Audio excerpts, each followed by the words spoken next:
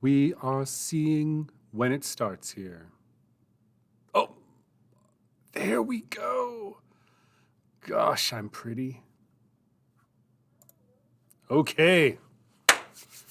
Excellent. We're just going to wait a little bit until a person or two joins the chat, the group, all that fun stuff. So let's wait for that to happen. There we go.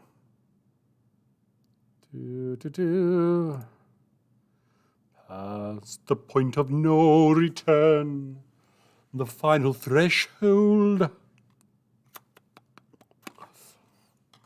The pain we've shared till now are at an end.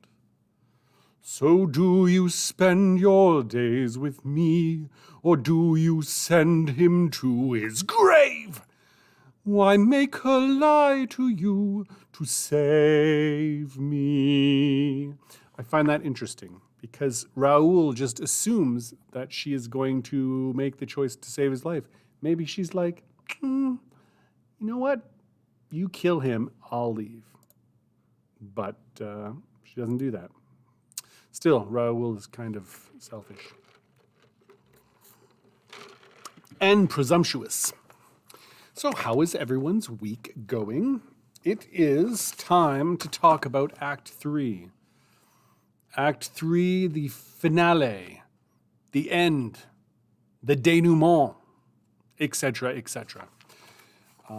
Because Camp NaNoWriMo is coming up really soon, as in a couple days. I think tomorrow's the last day of March, and then it's April 1st. So what's everyone doing? I have set a goal for Camp NaNoWriMo for just 20,000 words. I say just 20,000 words because I don't even know if I'm going to make that. But I thought if I can write like, what was it, 833 words per chapter, just kind of like a very brief chapter for 24 chapters, that will get me up to 20,000 words. And then I can flesh it out, make it nice, and all that fun stuff. But yeah, having 20,000 words would be a good start. And then I think July is the next Camp NaNoWriMo, which I hope we will all do. Won't we? Yes, we will. And then I'll do some more fleshing out then. And then hopefully in November, I don't even have to write like the 60 or 80,000 words. I can just tweak it. Wouldn't it be nice to have a novel by the end of the month? Yes, Neil, it would. That's the correct answer. So, Act 3, is everyone ready? Yes, we all are. A couple things, though, to talk about before we get into Act 3. And that is, I'm not sure how many of you guys are working through this lovely Derek Murphy outline thingamabobbit thing. I'm enjoying it, but there is another option if you're wanting some extra help and tutelage by someone who is, I mean, I don't want to say they're better than me, but they're really better than me. And that is, let me just call it up here. Ta-ding! Pixar in a box. You know Pixar? Have you heard of them? They've written a few movies, done a few movies. They're okay, I guess, if you don't like, whatever. They make you cry and weep and wail, feel horrible, and make you feel the human condition. Soul really got me. Oh my goodness. That was kind of I don't want to talk about it. Anyway, Pixar in a box. Go to the Khan Academy, make an account. It's a lovely thing. And if you look up Pixar in a box, they will have a whole course on storytelling, which is super fantastic awesome. And it'll take you through some exercises plotting out your novel. And they seem to know what they're doing. I guess if you're into things like success and accolades, whatever. I'm not. So check them out. Shall we get started? Yes, Neil, let's totally get started. I think that's a great idea. Okay, then let's that's what we'll do. Let's call up our worksheet. Boom. Act 3. This is from, where am I? Yes. Write and Co. Satisfying Act 3 by Naomi. All right. And okay. I was going to say Naomi Wright. That's an interesting last name. I wonder if it's her real last name. I don't know. We'll find out. Oh, I'm moving this around. It's like causing havoc. No, I didn't want to do that. There we go. Okay. If we break down Satisfying Act 3, we'll see that it tells the story all on its own. Yes, it will. So, and the climax is also the climax of the entire story. It's all about showcasing the final battle. The essence of the third act is the final showdown between the protagonist and antagonist. This is the battle that determines the outcome of the war. Yes, it is. Setup of the final battle, the effect of the final battle. If you guys remember, we ended last one with a shocking revelation. In a sense, there's almost like you think that this is the final battle. The end of Act 2, in a way. Like you think, okay, they're facing off against each other maybe. But it's not the final battle because he has to lose. He has to be beaten. He's tried. Basically, he's been fighting for his wants the entire time. He kind of knows what he needs now, but he still holds on to the want or the big lie, I think is what we also talked about, like the lie that he believes about himself or about the world. Held on to it.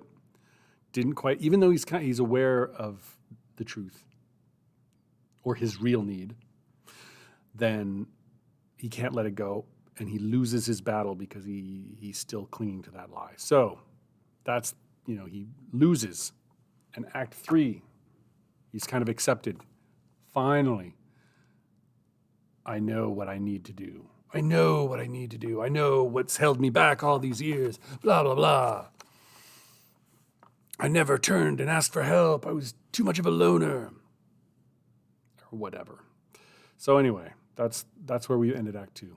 Final battle. So the setup. Now he knows his need. The truth.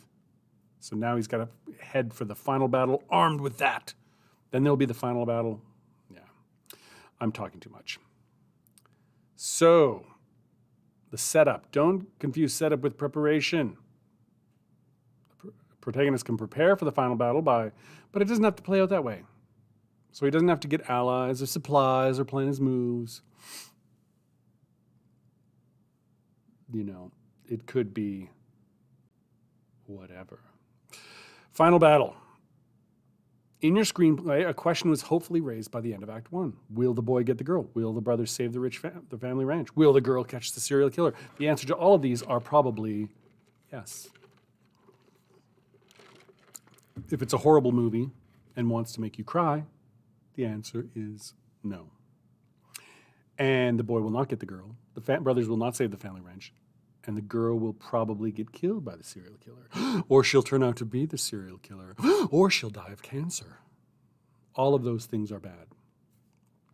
So, we finally get, the final battle is where we get the answer to that question.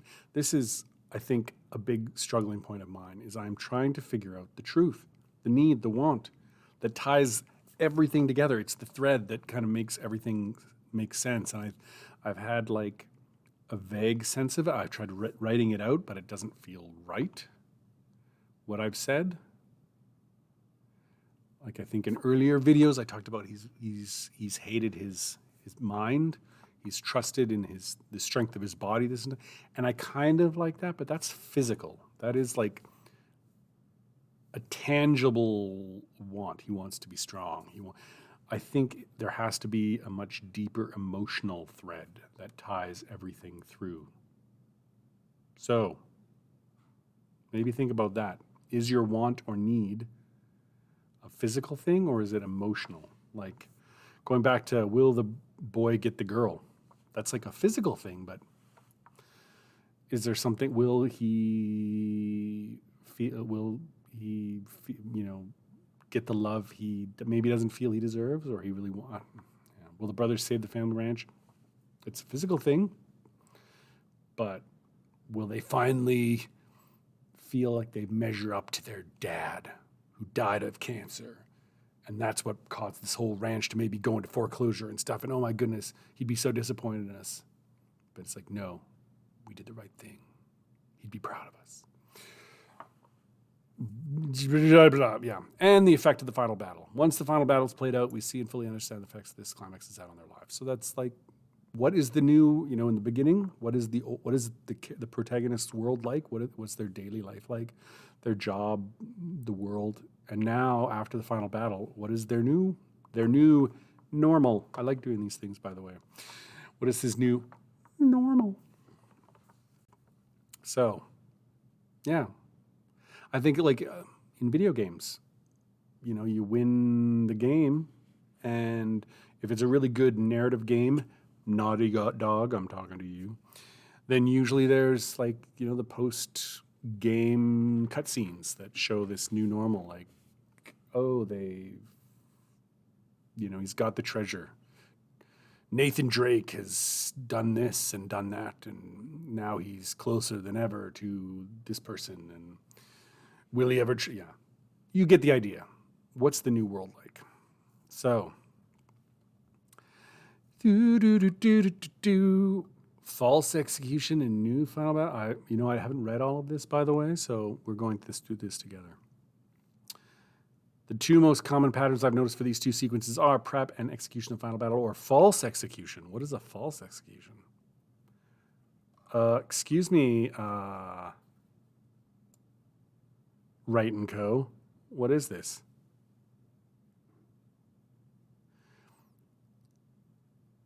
Oh, in the second type, the protagonist thinks he or she knows what the final battle is going to be, and to break it, but he's already launched what he thinks is, but he has to change direction.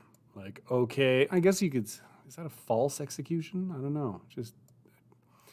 I can see it in, say, like movies like Mission Impossible, or Spy Heist, where right up to the very end he's got to do something crazy, and they come up with this amazing plan, and then right away something goes wrong. Oh no, the person that we planned to show up didn't show up. It's their henchman who looks completely different, and so this rubber mask we have won't work. We can't replace them with ourselves, etc., etc. Anyway, so look up that website. Another one, here's something from, this is very short, from The Script Lab. Screenwriting, etc., etc., by Michael Schilf. Schilf? Excuse me. It's the COVID. Act 3, condensed elements. Condensed, fast, organized, no new characters, no new locations. The story is unraveling. Well, I'm not sure about the no new locations, but yeah, sure. Oh, thank you.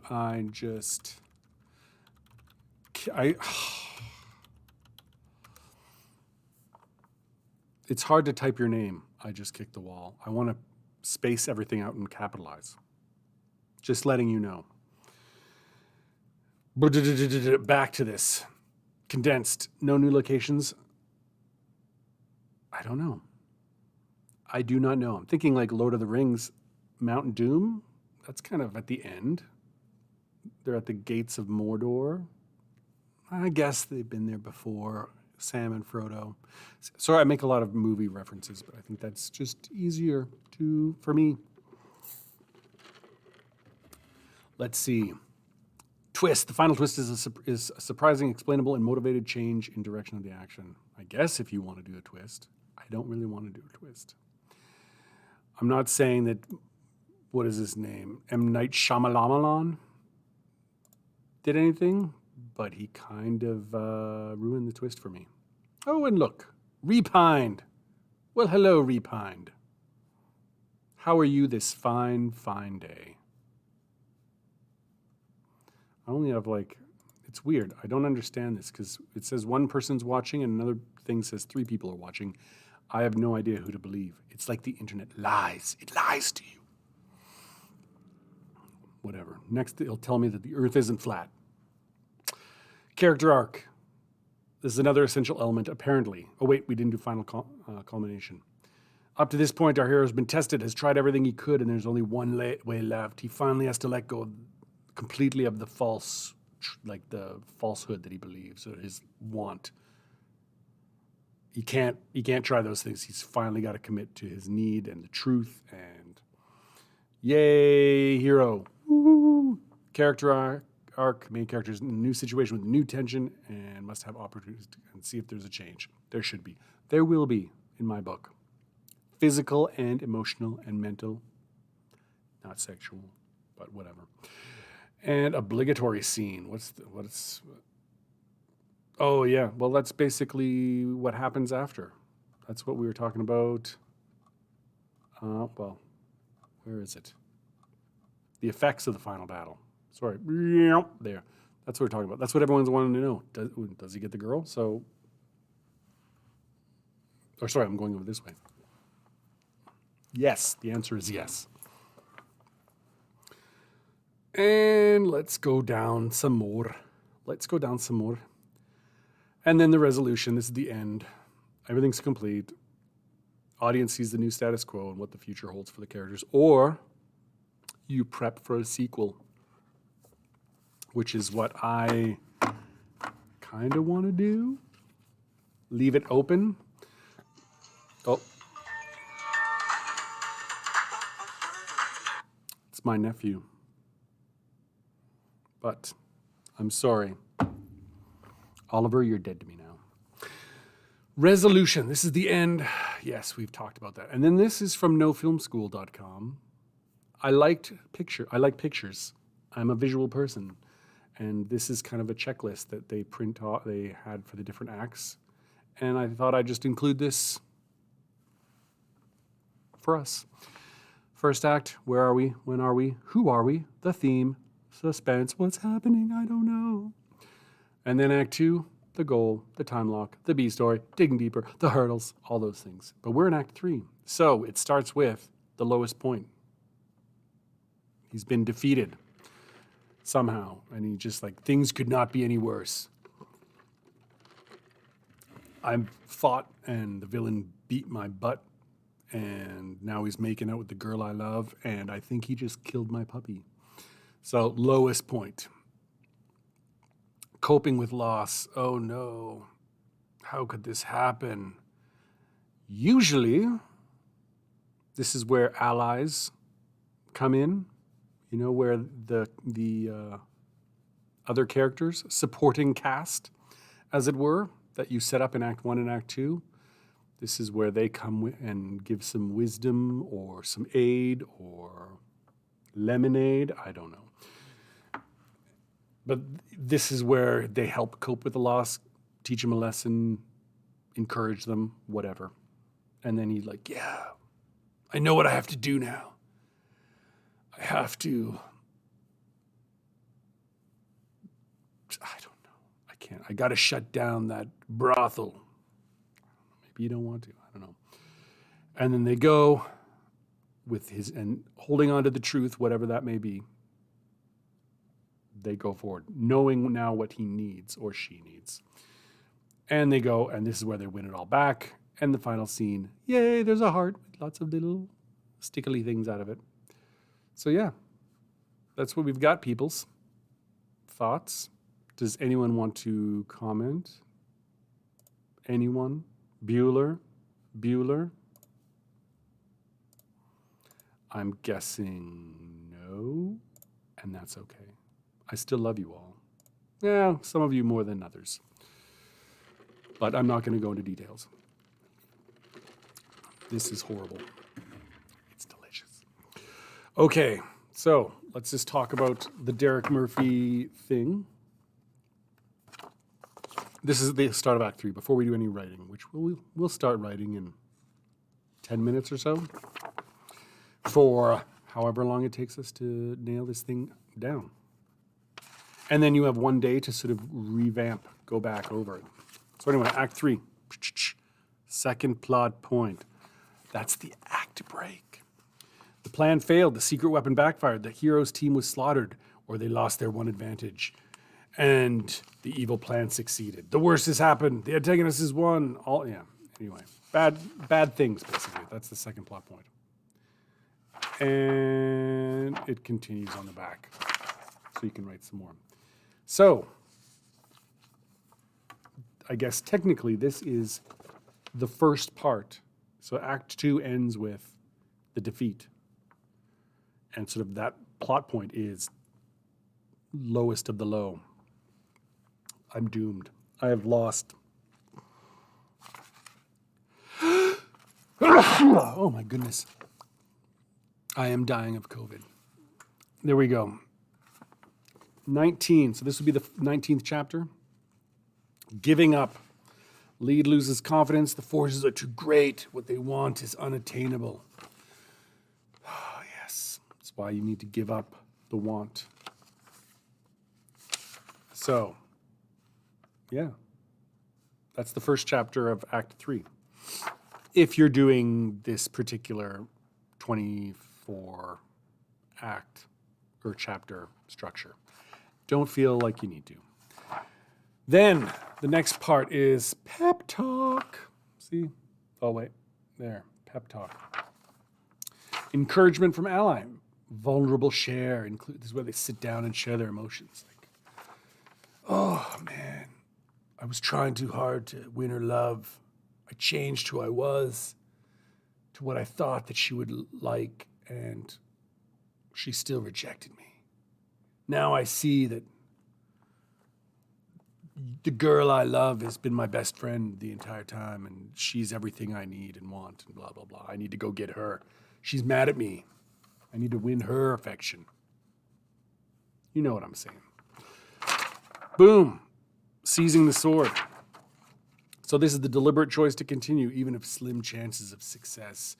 I've got to get to her before she jumps on the plane and flies to Tahiti for that, I don't know, whatever it is. Maybe she's going on a vacation with the jock who, I don't know, is going to take advantage of her. This would be the final battle. He gets on the plane, 51st Dates with Adam Sandler and Drew Barrymore. Excellent movie. Soundtrack is better on The Wedding Singer, but 51st Dates is still awesome. And I do love Israel's Somewhere Over the Rainbow in it at the end. I think it's at the end. It's beautiful. It's beautiful. It's like perfection. You cannot get any better than that. So, the final battle for them, 51st Dates, I think it is... No, not 51st Dates. What am I saying? It is The Wedding Singer. Wedding Singer. He gets on the air. He goes onto the airplane. She's leaving with that douche nozzle of a boyfriend, and he's like, and Billy Idol comes on the.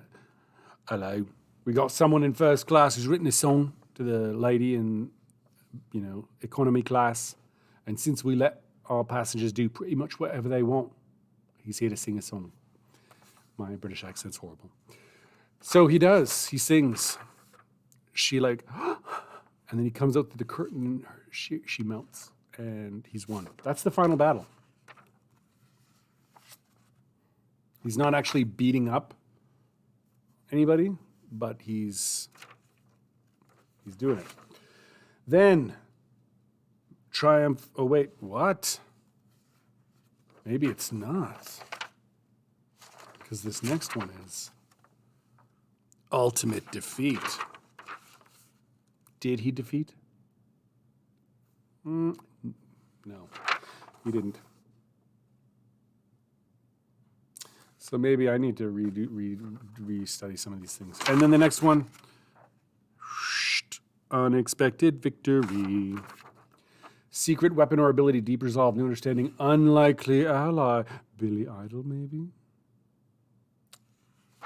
So that's that, and then there is the bittersweet reflection. That's like the last hour of Return of the King of Lord of the Rings, where they destroy the ring finally, and then there's an hour on everything. I seriously thought the movie was over. Like, yay, he's destroyed the ring, and the army has been defeated. And then there's like an hour of wrapping up every single character in that movie, which is good, but at the time you're thinking, okay, time to go. Go to the bathroom. And, oh, there's more. Okay. Okay, that's time to go. Oh, wait, there's more.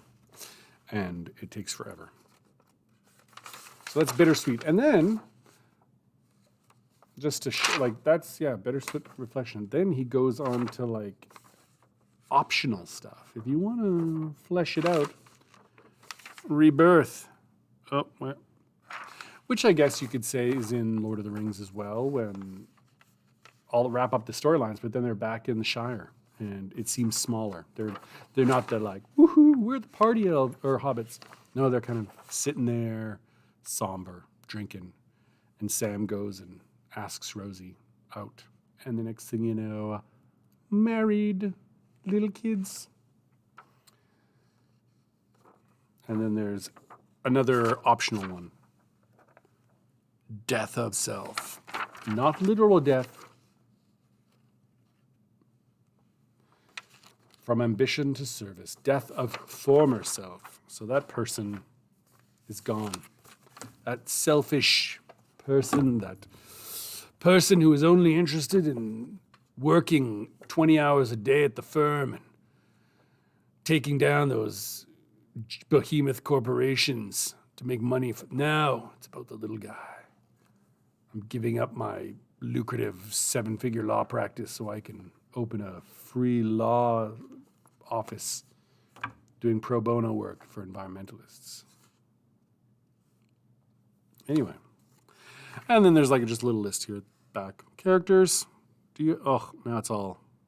Do you have all those characters? Do you? I don't. That's one of the things I feel it's hard to even just write one character, let alone, you need a supporting cast of dozens. And I'm like, crap. Maybe I should write a book where everyone's just on a deserted island, or he's just on a deserted island, and it's just him. Then I don't have to worry about supporting casts. Except maybe Abu the monkey. That stupid monkey. Anyway, so we should probably start writing soon. Anyone have anything to share before we get started? I just kicked the wall. Do you want to share? I'm looking at you. I'm going to wait for a few seconds to see. You're not even listening. I know who you are. And I appreciate you logging in. Repine, do you have anything to share? Oh, there. What would you? I don't know. Are you working on anything? I'll just call you the wall because I just kicked the wall. It takes a long time.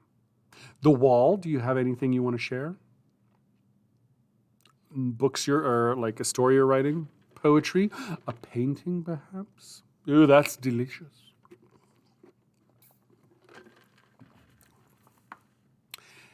And nothing. You're cut off. You put up a wall. Your name is appropriate. You never share. I try and ask and probe and how's your day and stuff, but you just cut me out.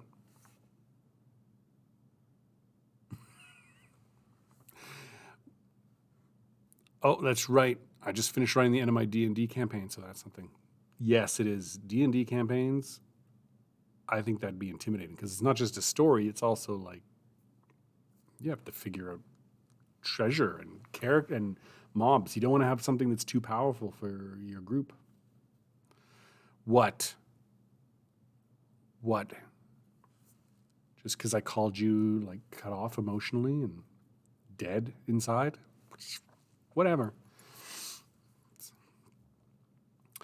Repined, please share something with. Oh, I probably will be a DM at some point. Repined, you want to contribute anything before I don't know. Before I begin the writing sprints? This is your chance. This is your chance.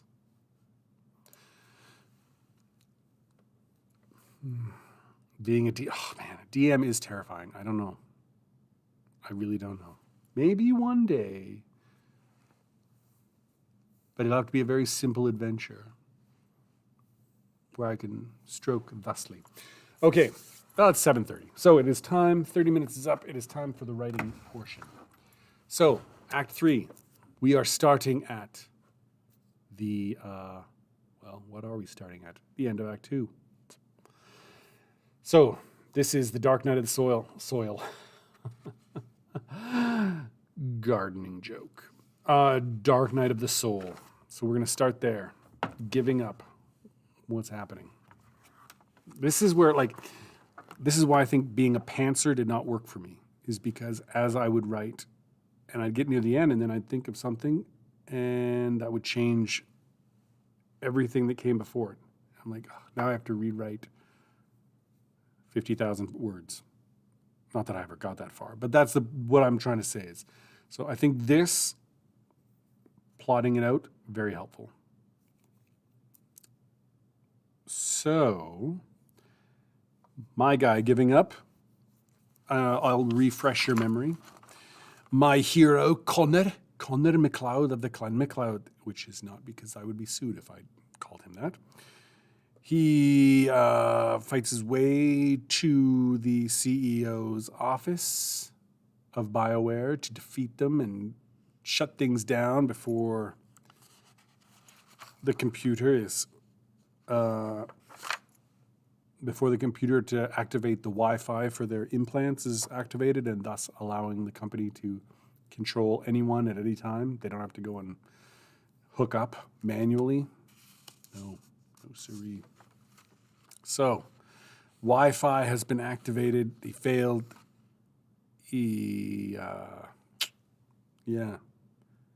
And the device is removed. So, they control his love interest. The girlfriend, as they say, the one that he loves and would like to go on a date with, but he can't because he's busy saving the world and stuff. And they use her to make him get his device removed because he's gained all sorts of interesting abilities and powers through it.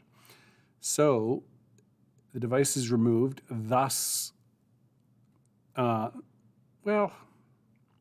they think that it is going to remove the abilities, but it doesn't. However, what they do is sever his spinal cord. Yikes. They removed the device. See, that was something that came up while I was writing in Act 3, and it made me think of what's the origin of these devices, the implants. And it occurred to me that what if BioWare, literally the company name, kind of indicates where things for people. So what if it was a medical prosthetic company? They made arms. This was the Industrial Revolution with steampunky theme, so people probably still got hurt a lot, losing an arm. So this company made arms and legs and limbs and eyes and things for people who lost them. And the device initially started out as something that could bridge the gaps in nerves, of spinal nerves, of someone who's been paralyzed. So someone gets their back broken and their nerves severed. This device would be implanted, and part of it would go up into the brain, and the other half would squirrel down and connect to nerves in the spinal column and reconnect them. So instead of using the actual nerves, it was using wires. And so it's woohoo, we've just cured paralysis. Awesome. And wait a minute, we can input our own signals into this device and override what the brain is sending. Thus, the BioWare one. Anyway, so they sever his spinal cord so that he can't act anymore. He can't move. He's paralyzed probably from the waist down. And then he learns that the CEO is actually being controlled too. It's not the CEO. She's unknown. She doesn't even know what she's doing. She's sleeping in her brain. And it is a coworker, someone who's part of the resistance in their team, the inventor of the device, I think. So, you betrayed us. And he's like, ha ha ha ha, and I've got your girl too. But maybe there's a little bit of like love there for like twisted, but whatever. Anyway, so chapter 19, giving up. Lee loses confidence. Begin. So he is on the floor. Lost everything. Co-worker's gone, CEO's gone, love interest gone, wireless is activated around the world. So it's, yeah, dark.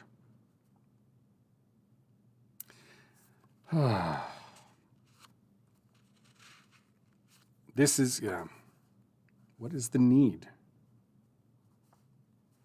What is this new truth? And what is the lie that he's finally letting go of?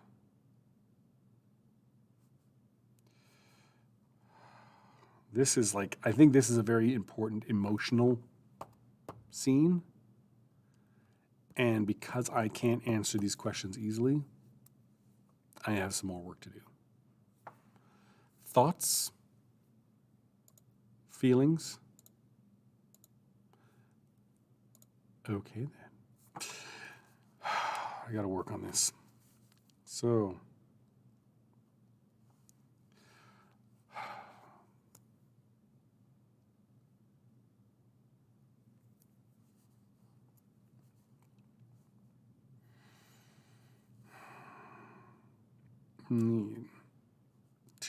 does he need to value his mind? Or that just, see, I want to show something else here. This is from like Act 2, maybe? From Wendy Hanna, screenwriter. At the end of Act 2, Solution B. So at the end of Act 1, there's a problem. And at the end of Act 2, beginning of Act 1, problem, end of Act 2, solution. So maybe they achieve their want? They solve B? See, but in my case, he hasn't solved B. Now he's lost completely. Or maybe it's just what would happen if he trusted in his own physicalness, his strength, his speed. Well, he solved that problem. He failed. Like, now he knows the answer to that. I don't know. It just doesn't feel right. So is this truth that he needs people? Other people?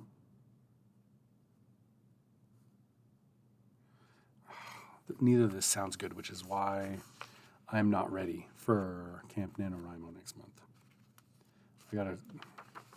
I'm so wrapped up in like action sets, action pieces, and clever dialogue that I don't have the skeleton quite right that's able to hold it up. Falsehood. What falsehood is he letting go of? What truth is he accepting? What want is he giving up? What need? Until I figure that out, everything that I'm talking about right now is probably going to change within 24 hours. So the pep talk, so he's lying unconscious, not unconscious, but really unable to move, vulnerable. Someone comes.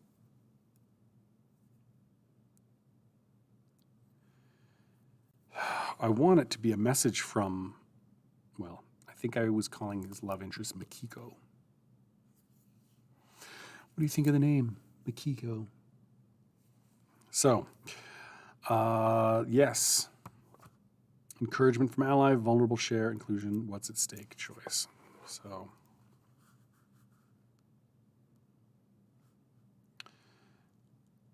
love interest is trapped forever, basically.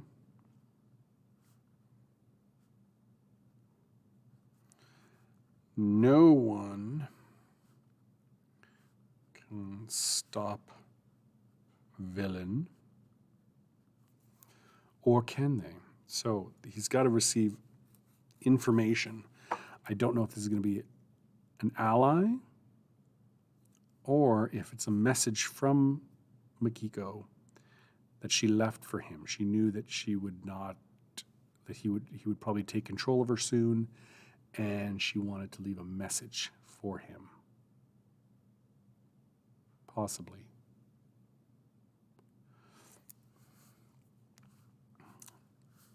Either way,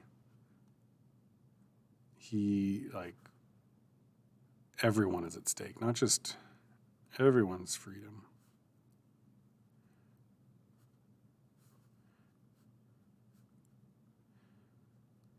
They can't do what they want. So, what does he do? He seizes the sword. I'm thinking after this lovely chat, which, of course, until I know the want, need, and truth and falsehood, it's just going to be hollow. Any kind of speech or rah-rah thing is going to be lame. But seizing the sword, that's action. I think we can still work with that, in that he will drag himself, maybe with the help of the ally, or if the ally is not there physically, he'll have to do it himself, but he'll go back to the implantation room. And, he'll hit buttons and do this and click levers and lay down in the chair, pull himself up in the chair, and he gets the device that was ripped out, another one gets put back in. And because it was designed to help fix nerves, suddenly he's whole again. Whole again. And he has all the abilities again. But this time, there's a warning. Oh, Pep Talk.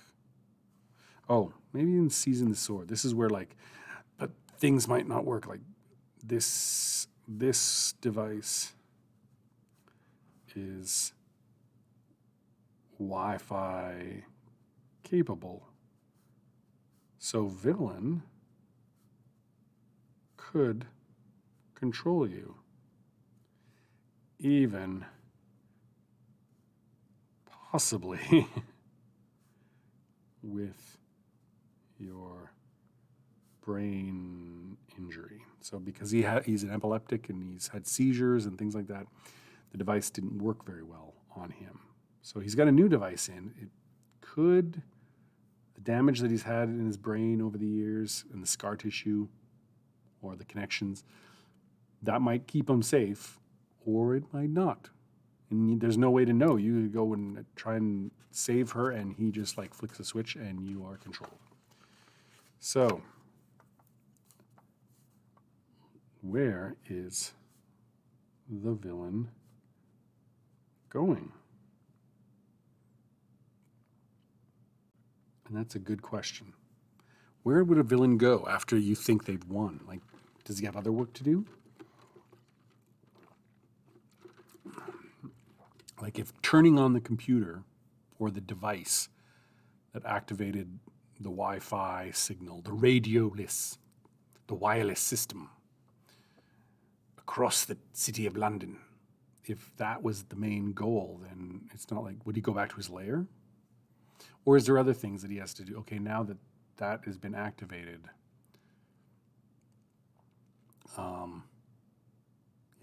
what?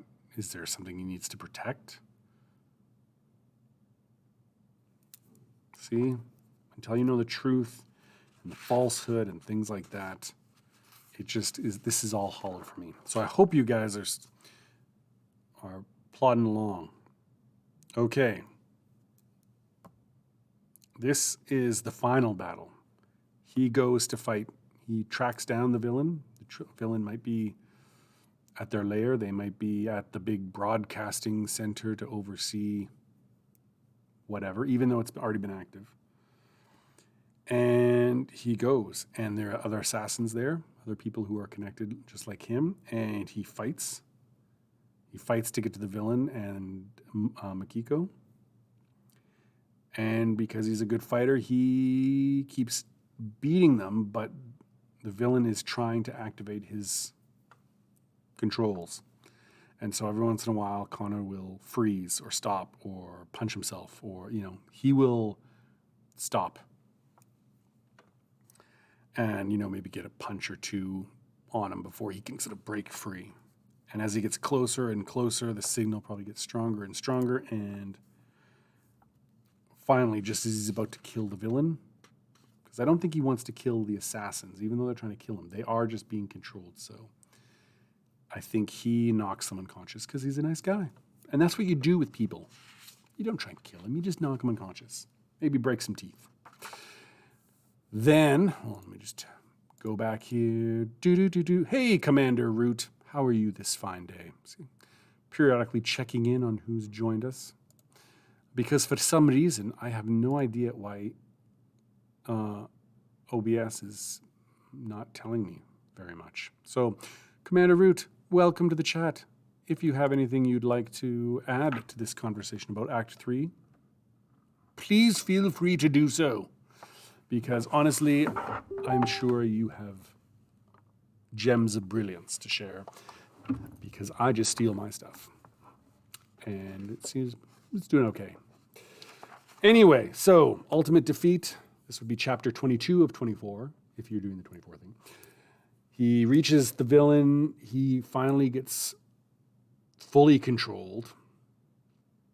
Probably with his arm is up ready to, and he just freezes and he can't. And I think the villain taunts him a little bit. And what I would like to happen is that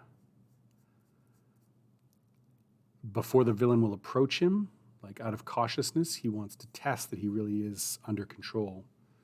So he has the Makiko come up and maybe, try and she's under control. So maybe she's going to stab him or do something, and he just doesn't move. And so she chops off his arm. See, right, like that, just chops it off. And he doesn't move. He cries out because it's pain, but he doesn't try and stop or do anything. So confident that he's under control, the villain finally comes out from his not secret lair, but from maybe a locked office or behind the guards that he had, and starts, you thought you could stop me, but I saw every possibility, and you were always going to fail. And this is where Connor, in my head, because he's always been relying on his body his entire life, and thinking that his brain had nothing to offer, reveals at the last second that he was faking. He sacrificed his body, his wholeness, what he took pride in, his physical strength, so that the villain would come out and he could just stabby,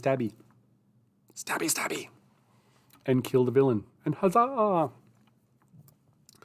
He dies. He gets the device. He shuts everyone down and then tries to Turk it, maybe passes out. I don't know. It's he's losing a lot of blood. But he wins. Makiko is freed. Everyone's freed. Yay, everybody. And then this is, he sends commands. Everyone's free. That's unexpected victory. Because you think you didn't expect him to have the victory. You thought he was trapped and he's been taken control of. Bittersweet reflection, he leaves with Makiko. They're going to head to the hospital, etc. His arm's cut off. And I think then what happens is they're talking. They maybe confess love for each other. Because you got to have that. And then an ambulance pulls up, or a steampunk version of an ambulance, and the CEO, who you thought was the main villain the entire time, is there, and she ran a company that thought that they did work to help people get better. So it's actually she's actually a good person, and so she helps him. This is an ambulance. This is our private ambulance. We'll get you to the hospital fast. These are medical technicians that work. They do this all the time. They will help you so you don't die. So he trusts her and he hops in. And then I think then it kind of cuts to the future and he's on his property that he's been working on and doing some gardening because I think that's lovely. Gardening is lovely. It's life. And in the middle of like a industrial revolution London-y town where everything's black and gray and doing work with greenery would be a nice change. And I think he has received a gift. There's probably like a box with like gift from BioWare. Thank you for saving the world. And inside is a brand new kind of like awesome looking prosthetic arm to replace what he lost. But he has left it in the box. And he's just gardening with, one arm and the other hand's probably just a stump. And you sort of see, he's not desperate to, he's still got his mind abilities, and even if he's missing an arm, he's still doing good. He's still useful. He's still productive. And he doesn't feel like he's any less of a person. But possibly could leave it open for a sequel, especially if the arm is like super awesome and like blades come out and like attachments. So he could become an assassin for good instead of for evil. So that's what I've got so far, people. Yeah. I don't know, like, take what you like. I mean, obviously don't take my stuff. That would be theft. And I would cry. But remember, Camp NaNoWriMo. I'm going to just quickly go and check this up here quickly.